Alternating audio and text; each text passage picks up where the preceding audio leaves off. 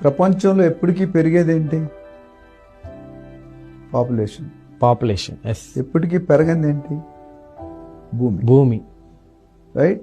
So మన తాతగారు ఉండేటప్పుడు ఎకరాల్లో కొనుక్కునేవారు. అవును. మన నాన్నగారు వచ్చినట్టు గజాల్లో కొంటున్నారు. ఇప్పుడు మనం వచ్చేసరికి అడవుల్లో కొనుక్కుంటాం.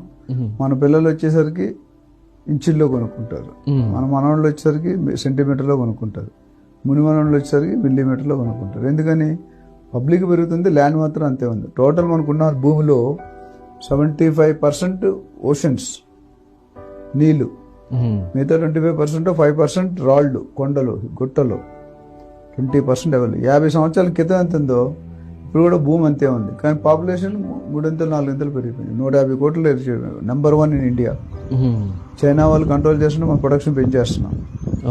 అది ఉన్న తక్కువ జాగాలో డిమాండ్ ఎక్కువ అవుతుంది, సప్లై తక్కువ అయిపోతుంది. డిమాండ్ ఎక్కువ, సప్లై తక్కువ అయితే రేట్లు పెరుగుతాయి.